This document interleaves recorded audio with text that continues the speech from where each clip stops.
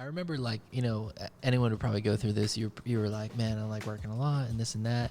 And I think you were kind of getting a little discouraged with it. And I remember being like, bro, some people go to college and like pay. And you're like, you got to think about, like, you're kind of putting yourself through school and you're getting paid to do it, you know?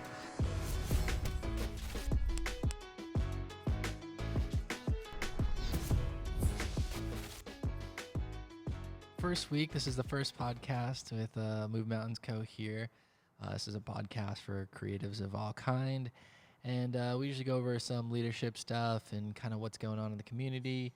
And this week we got Carlos Lara. He is the production lead for Legacy Church in East Greenwich, Rhode Island. Also a good friend of mine, been friends for quite a while. Big graphic designer.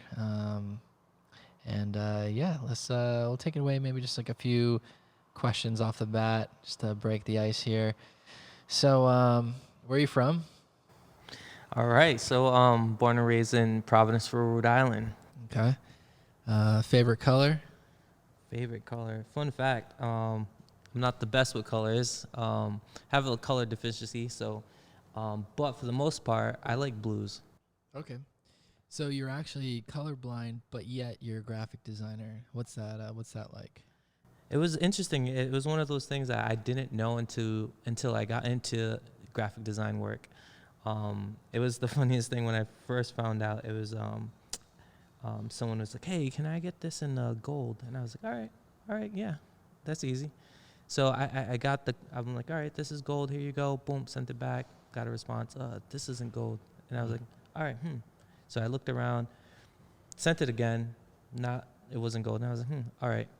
Text my wife, like any married guy would do. Text their wives and like, hey, is this right? And then that kind of sparked the curiosity. And then randomly, I ended up taking a color blindness test on YouTube. And from there, it kind of like sparked me. And for whoever went through that same situation, or if you haven't went through that situation, it's definitely like one of those like, oh my God, like my life is a lie, like everything I've been looking at has been wrong. But after I went through that moment, it was like cool, because then like now I knew like what my weakness was. Now I could double down on it and learn how to adapt in it, and not use it as an excuse, but use it as like fuel to like progress and learn. Yeah. I remember I was going to school through the church, and you were working there, which it was kind of because you really didn't have a background in graphic design. And I remember you got hired there, and it was, I didn't even know you had applied, but I remember it was probably within that first year you finding out that you were colorblind, and I remember you were distraught.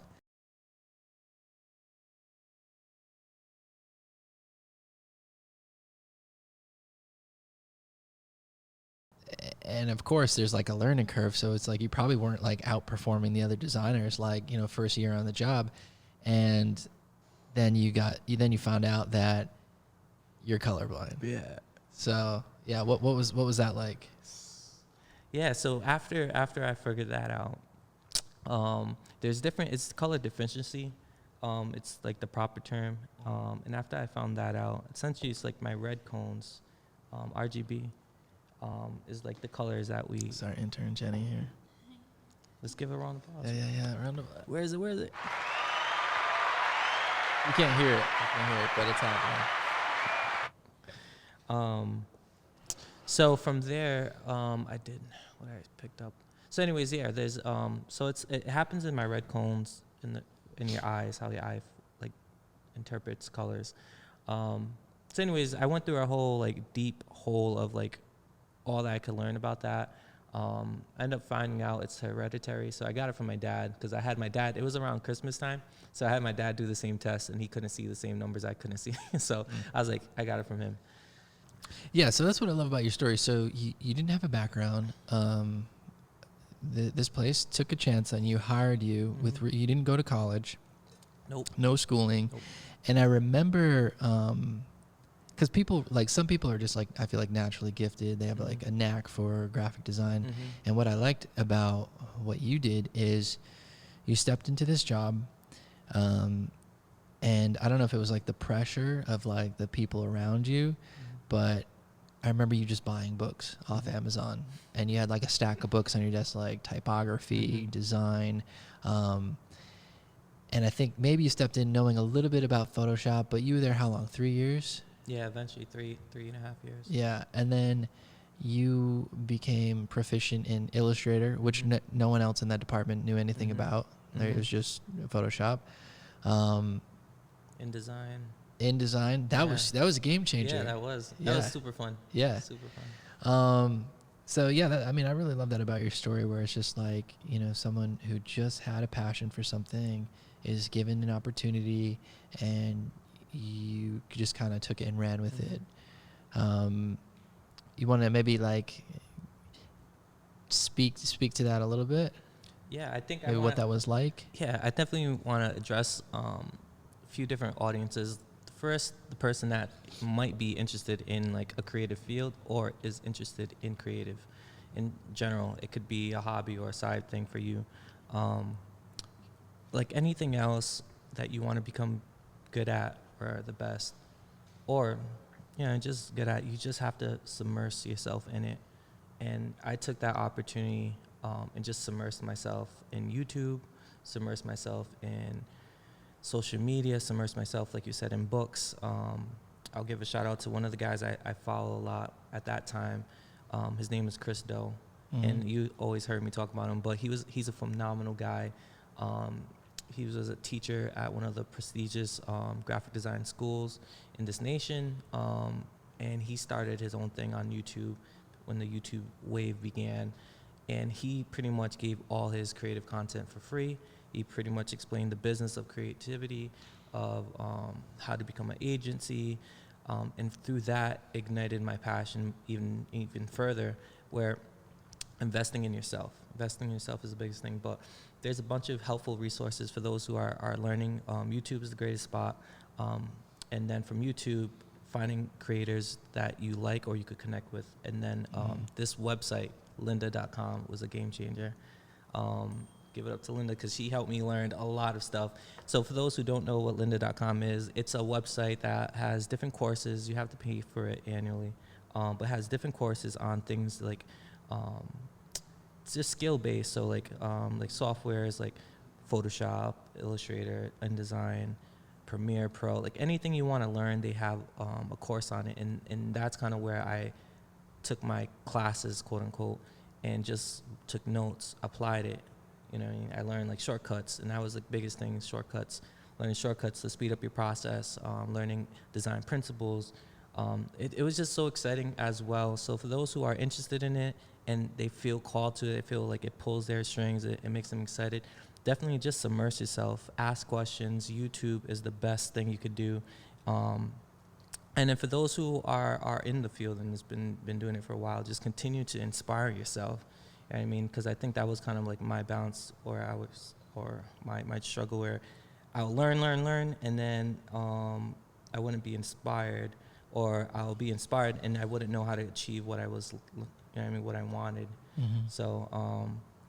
So being able to have that balance and knowing that, also putting yourself around a community as much as you can. You know what I mean? Thank God I had you. So like I'll run thoughts by you, I'll run ideas by you. And then like just besides that, just work hard. Yeah. That's the third step, working hard. I think that's what it comes down to. It's like, because you can have the passion and, or you can have a gifting and you can kind of just like ride it. But I feel like to really become, I mean, you got to love it, right? Because you're probably not going to work hard unless you're like some outside forces acting upon you. To like really work hard and go the extra mile, you got to love what you're doing, but you got to put in the time, you know? Yeah. So true. Yeah. And I remember too, like it was a newer job for you. You were just starting out, so you probably weren't getting like paid crazy for it or anything like that. And, but you were putting in probably 50, 60 hours there per week, and then whatever else you were doing at home. And so, yeah, it was quite a bit. And I remember, like, you know, anyone would probably go through this. You were like, man, I'm like working a lot and this and that. And I think you were kind of getting a little discouraged with it. And I remember it being like, bro, some people go to college and like pay Mm-hmm. And you're like, you got to think about, like, you're kind of putting yourself through school and you're getting paid to do it, Mm-hmm. you know? Um, That's a good point. For yeah. those who are listening that are wanting to get into the creative space, that was a great paradigm shift that came to me when you brought that up, because it could happen where you're interning or you're working at a place and you get to a point where you feel like you're growing, you're evolving, and you feel like you're not being compensated for that. Um, there's a lot of things that goes behind being compensated, of course. But for those who are in that position where you've been in a company or been with an agency or been working with someone, it could be graphic design or photography or any other creative space. Look at it as an opportunity to continue to grow. You know what I mean? Because that was a game changer. Like, I was like, oh, I'm not. But A, I didn't go to school for it. B, I'm getting paid to learn, but also work. You know what I mean? And that was kind of like a complete shift. Yeah, at the time, you remember that place? I do. What, at Raised? What was the video though? The video was this music video for my friend Glenn Robinson, great singer-songwriter. Grew up with him, and I was just, there was a song I really liked, and I was just like, oh, let's try like setting up a green screen in my living room. And yeah, the green screen was set up for like a week until, like, Ray got upset, but Love that guy. it was, dude, that poor guy. I was like juicing in the kitchen all the time. That's when we tried starting that company, New Leaf. And New Leaf was like this, for those that you don't know, it's just like this organic juicery that we tried to start years ago. But had the green screen set up, filmed this video, and then I like tried to do all this like text that would like pop up in After Effects, which I didn't know After Effects, and I never used the green screen, and it came out pretty good. I'm trying to remember if you showed me it. You've probably seen it. I could show it to you. Yeah, I think back on the infancy, or I don't even know if that's the word, but in the beginning stages of anyone's like career or like path to creative, whatever. I think it's so key and it's super valuable, and not taking it for granted. Like, I don't take anything I went through for granted. Like, like you were mentioning, like I definitely worked out. I probably put the pressure on myself, and I think it's more so to a personality thing. You know what I mean? I don't think everyone has that work ethic within them, and like I do give credit to the church for giving me the opportunity to, you know what I mean, to do it. You know what I mean? Because if it wasn't for that opportunity, Right. I don't know where it literally changed the trajectory of my life. Right. Because I think at the time you were working at like your dad's shop, right? It was like plumbing supplies or something like that. It was mad random. I remember one time I went in there, but I remember I went in there one time to get a freebie, basically, like the black fittings. Yeah, because I was building like a ladder for my apartment. That stuff was so expensive, but yeah, I mean, that was nice to see you get out of there. And you're still working for now another division of the church, but even now, like, you haven't slowed down. Like, you put in more hours than anyone I know. Do you have what are you kind of like looking forward to doing? Like, what's the next thing for you? Yeah, next thing for me. Well, I think it's like it breaks down. Someone was saying this to me, like, guys, we tend to compartmentalize things, and there's different facets of a person. So, like, I guess me in general just continue to learn in the space of like video, doing things in video, and then also how to continue to grow other people in that area, not just video, but in the creative space. Luckily, I have my wife's little sister. She's super into graphic design right now, which is awesome to see. It's like see someone that was passionate as you for something. I've seen her artwork too. Is really good. Yeah, so it's like it's super awesome to see the next generation pour into someone else and see them grow. You know what I mean? Them take what you're saying valuable and then seeing them apply it, grow, and learn the discipline. Like, it's fun, but then also there's a discipline aspect of it. Like, you have to be structured and grind, and then seeing them go through that grind and then see the results. Because you could tell a person, hey, I want to be a graphic designer. That happens all the time. I want to be a graphic designer. All right, well, meet me here. Or can you make something, send it to me? You don't hear anything from them for like a Right. week or two. Right. So to be able to see that in a young person, to understand work ethic, understand, all right, I need to grind, and then this is a result of me working hard towards this. And then you become faster, and that's kind of like a cool thing that I'm into right now. And then learning right now with the COVID-19, the whole live streaming and understanding Right. live Yeah. streaming, Yeah. which That's is the pretty whole cool. thing in itself. Um, Yeah, two things you kind of mentioned. One is like just capitalizing on opportunity, Mhm. because that does happen a lot. You'd be surprised, like opportunity doesn't always come around, and I found that a lot with like creatives. Like, reach out and try to give someone an opportunity, not even give someone an opportunity, but Mhm. it's an opportunity. Yeah. And it's kind of bewildering and surprising, like how often people just like Decline it. don't get back to you, or just like it's literally crazy, because I feel like, and I remember Watson saying this to me, but he's like, opportunity comes to those who handle opportunity well. Mm-hmm. So, and I've always taken that like as, someone gives you an opportunity, you do a good job, and you can be trusted with that first Mhm. opportunity. They're going to recognize that and be like, oh, well, that person got back to me, came through, did a good job, or maybe didn't do a good job, but they gave it their best. Mm-hmm. Like, more opportunity is going to come to that Mm-hmm. person, I would think. It's funny too, because our intern now, Jenny, who's over here behind the cameras, we were going through just a very busy season, and she had emailed us, and and we get so many emails a day, so sometimes things just like get lost. And I think I might have said like, oh yeah, fill this out or something, give her an application. And it's probably like, what was it, like 4 months? She was very persistent. It was like 4 months, Mm-hmm. or maybe longer. And she came in for an interview, and then even after the interview, like, probably still didn't hear back from us. And then COVID happened. Oh, So it yeah. could have been like a full year. She Yeah. was just like that persistent. And I was just like, okay, well, she's that persistent. Mm-hmm. I got to give her an opportunity. I got to Mhm. like have her come in. And COVID, I think, set things back. But yeah, she's been coming in and kind of learning video editing. And not to put you on blast, but it's like, Belle has like 4 years, 5 years invested into her Mhm. of like editing video. And now that's all kind of being like poured into Jenny. So like, that's such a great opportunity. Mhm. People pay thousands of dollars for Mhm. something like that. I'm just trying to get you to feel grateful right now. But yeah, it's like people go to school like New England Tech and pay thousands Yeah. of dollars per year. Yeah, and it's interesting. I'll just throw that out there. This other thought.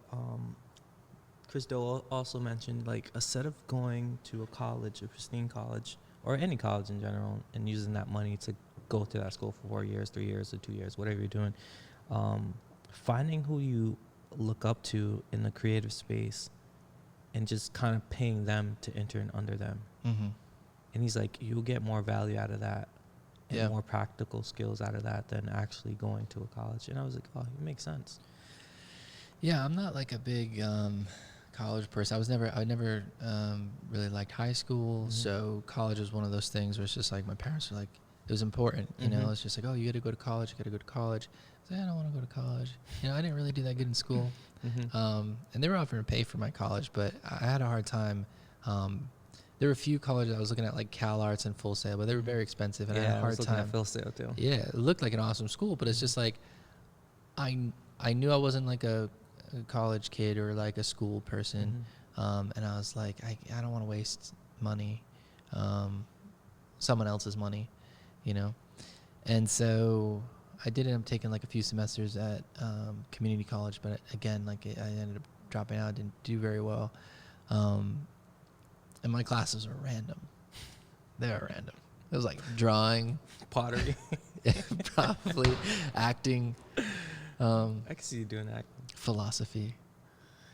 But yeah, it was all those mad random. But I feel like that's the way to go. If you can find, there wasn't like a Move Mountains, like, really, when I was like trying to make my way into the arts, or maybe there were, but I didn't know about it. It was somewhere maybe. I had a guy or a guy on Instagram I looked up to, and I remember I found him well, after hearing that talk from Chris Do, he's like, yeah, just reach out to the people. I was straight motivated. Yeah, look, I can reach out to these people. Bro, I was literally down to move, like, for 3 months to have this conversation with my wife. I'm going to move for 3 months. Let's move over here, see if I could intern under him. And it was a crazy thing. So I started drafting this email out and everything. And then I was like, yo, what the heck am I doing? But what I ended up doing was I just direct messaged him. I'm like, hey, man, I love all the things you do, all the designs you're making. Any recommendations? Like, what can I do? You know what I mean?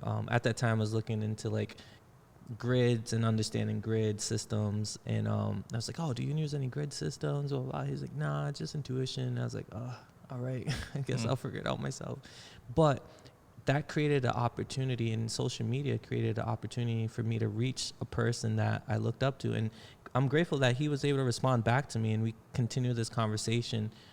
It's been like 2 years, and like he'll do things, and I'm like, yo, that looks sick. How did you do that? And he'll give me like little things.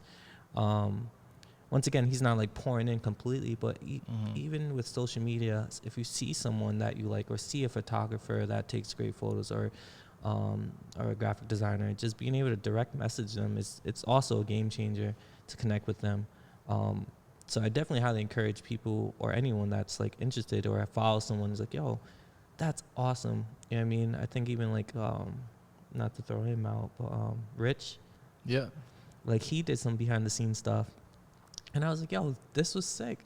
And he kind of proposed like the issue, the solution, and then like I was like, yo, that was awesome. And I was like, yo, and I don't know him. I heard of him, but you know what I mean?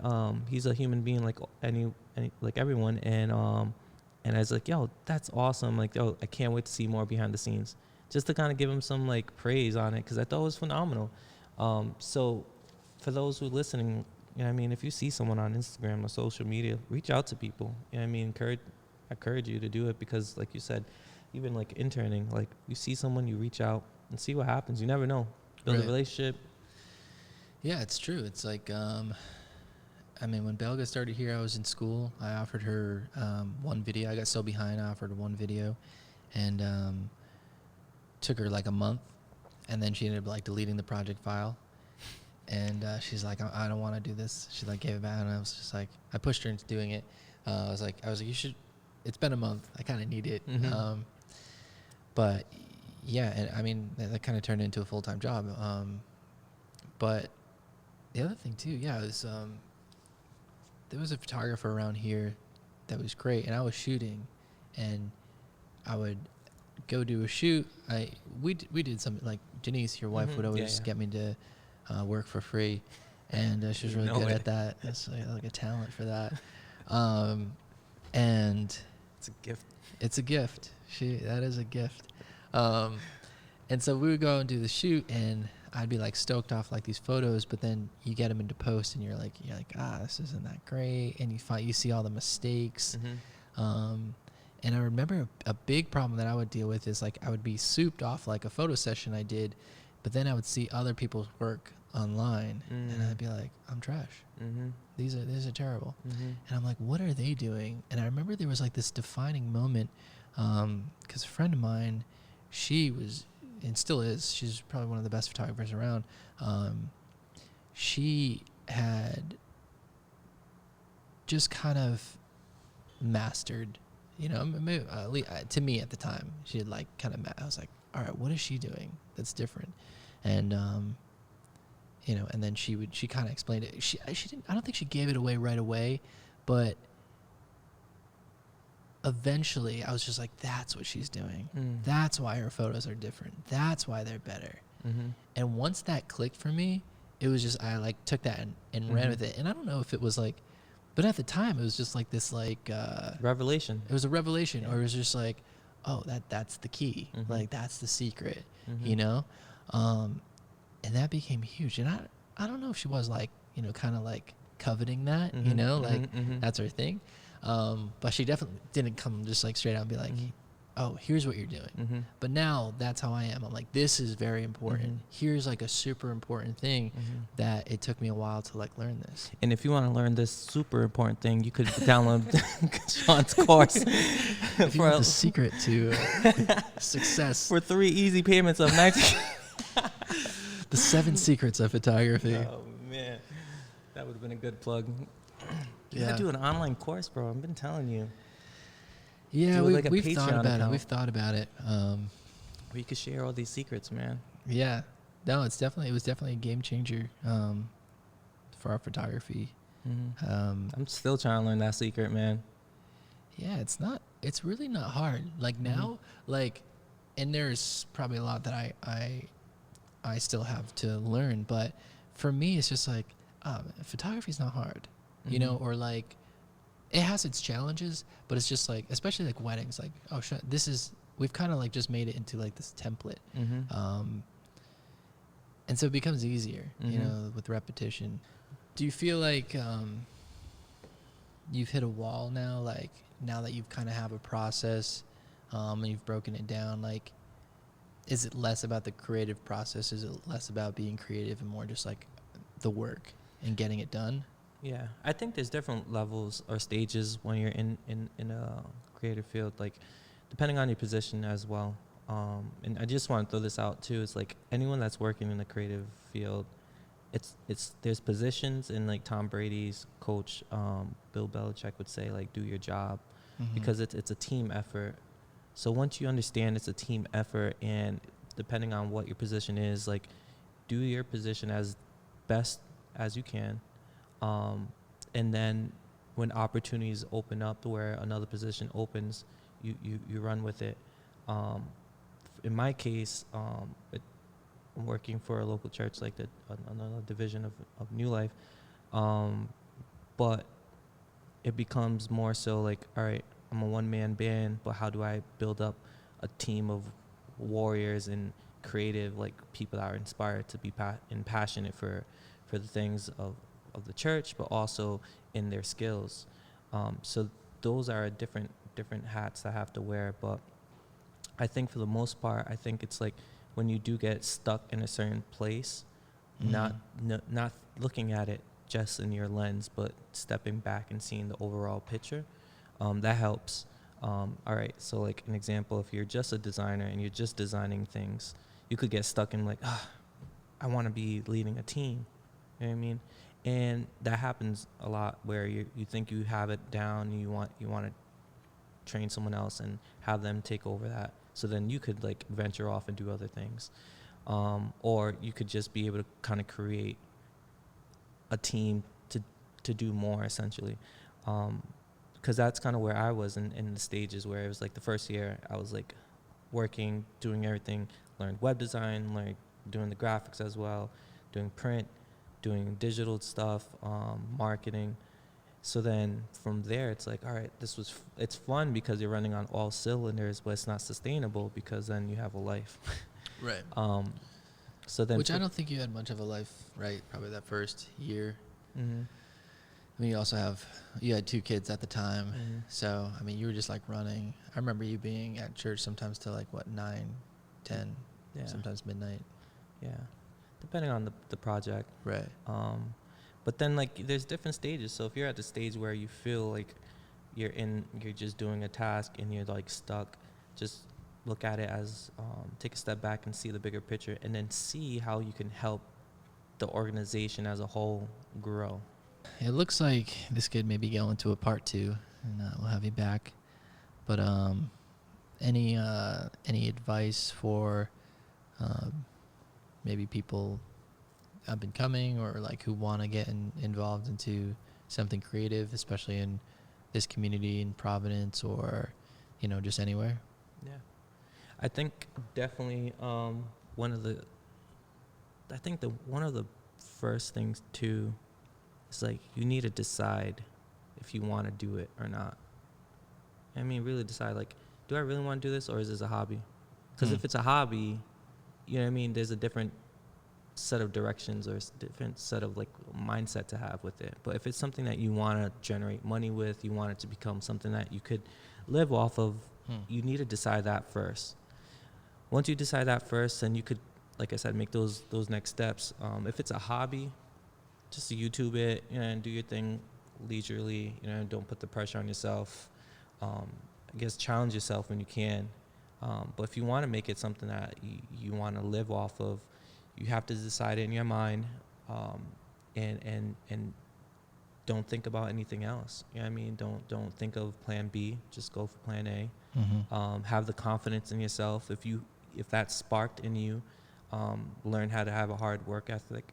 Go for it. Don't quit when you feel like your emotions get tied to your designs and people don't like it, because that's also another thing you have to grow in, because creatives, even like songwriting, it's very like personal.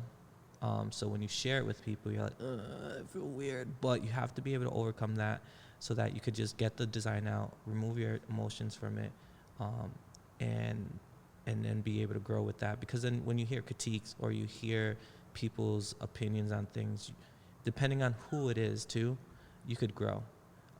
Because if you're going to get an opinion from Joe Schmo that doesn't do anything versus, you know what I mean, Joe Schmo, Sean Brown, that says, hey, you know, that doesn't look right, or, you know what I mean, that you're going to listen differently, you're going to take that differently. So being okay to expose yourself with your designs is one key thing.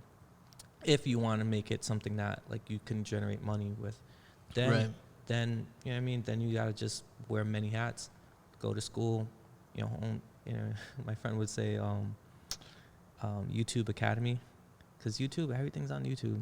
Yeah, and that's true. Yeah, everything's on YouTube, and just design and just ask people, and create opportunities for yourself.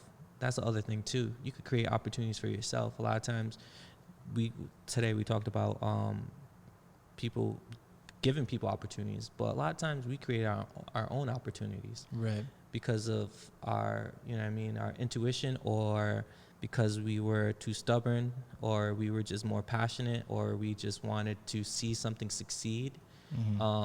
So create your own opportunities. Go reach out to friends, go door to door, email people.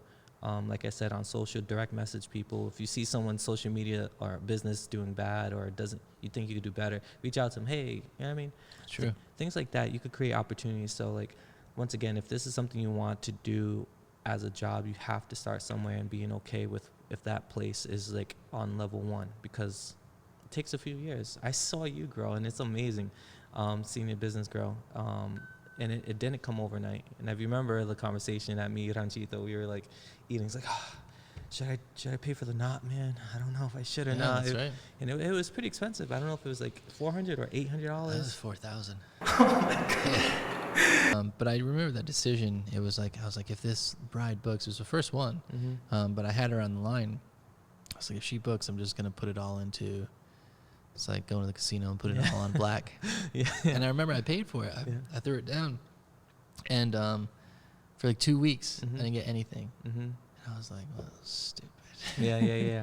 I was like, that was a waste of money. But then I was just like, well, maybe I gotta like put some reviews up there or something, you know? Yeah, and then you hound us now to put reviews. Yeah. But anyways, you created your own opportunity. And back to what I'm saying, like if this is something you want to, if the creative field in whatever it is, drawing, photography, videography, like you got to put yourself out there. You have to create your own opportunities. And like every success story, you're going to hear a lot of no's, but there's going to be that one opportunity that comes that someone's going to say, yeah, and you're going to be like, oh, it was all worth it. And it brings you to one layer or one level. Right. And then you got to master that level. So it's awesome. It's definitely a journey. It's definitely fun. And when it doesn't become fun, you have to kind of change gears, and it's okay. And that's the other thing. It's okay to change gears. I think that's like a great point too, kind of like recognizing when it's just like, okay, this is no longer fun. Like this is, and it could even get where it can be like, this is painful. That's usually like a good indicator. All right, well, we're going to wrap it, guys. Thanks for tuning in. Carlos, thanks for stopping by. Always a pleasure. And we'll get into it. We're going to go live next time. Facebook Live. I don't know how we're going to do that. Maybe you know how to do that. Yeah, I got you. All right. Well, thanks again. And we'll take it out with Carlos. Thanks again for coming by, and we'll see you next time. All right, thanks.